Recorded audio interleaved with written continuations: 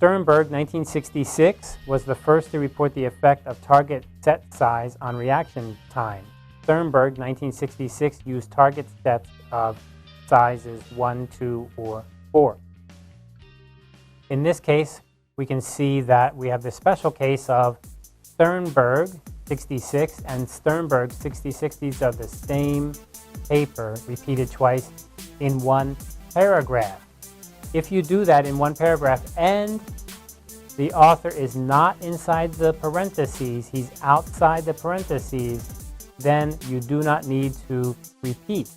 So here we have Sternberg 66, and here we just say Sternberg, but we can skip the date because of this special case of we already have the name, we already have the date, and it's parentheses just on the date, on the year.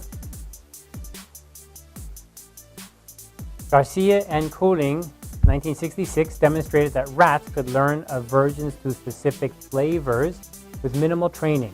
To do so, Garcia et al. Exposed rats to noxious radiation shortly after they drank water with a distinctive flavor. So in this case, we have Garcia and Cooling, 1966. Two authors. 1, 2. First author, second author.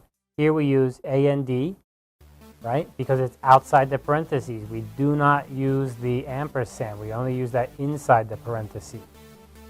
And then we see here the second time we use it, we do not have the date. Why do we not have the date? Because we don't need to have the date inside the same paragraph if the names are outside the parentheses. So that's okay, that's good. And here we use the A and D. You do not use et al. If it's just two authors. Et al. Is for 3 or more authors. Here we have 3 authors, 1, 2, 3. We use A and D, which is good. We do not use ampersand because it's outside the parentheses. Here we have the year inside the parentheses. Very good. Then a little bit later we have 2 other authors, different paper, and the year here. That's good. Then we repeat, Khan et al. This is the same as the person up here. And we have 1, 2, 3 or more authors, so we can use et al. Is very good, no problem. And guess what? We don't have a date. Where's our date?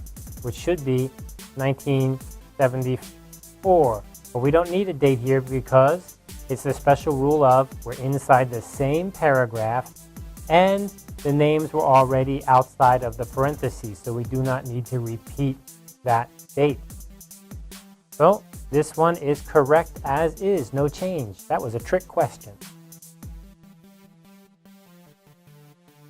Diaz, Guerrero, Rise, Languins, Witzk, Holtzman, lots of names here. And then we have a parentheses, and then we'll repeat the names here. Diaz, Guerrero et al., 1976. Investigate the effects of TV on a different culture.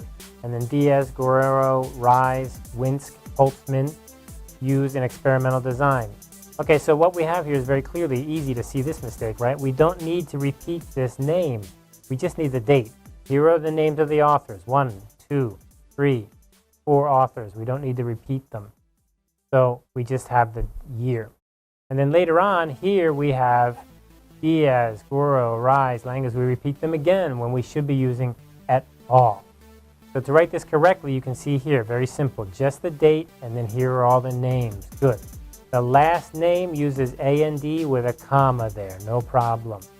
And then later, when we repeat, we just use the first name with et al.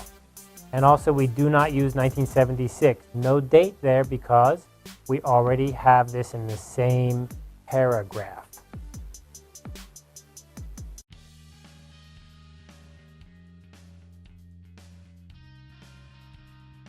Best, Williams, Cloud, Davis, Robertson, Edwards, Guile, and Fowles, 1977, found similar gender stereotypes among boys and girls in the United States.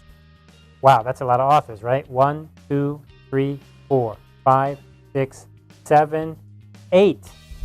And it looks good so far that we have a comma and A and D here. That's good. We have the year here. But what's the problem? We are too many. Remember we said that for 3 or more you can use et al. But the first time you must use the actual number. However, if it's so many here, 1, 2, 3, 4, 5, 6, 7, 8.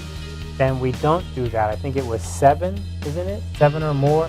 We go ahead and use et al. The very first time, and that's what we've done here. Even though it's the first time, we use et al.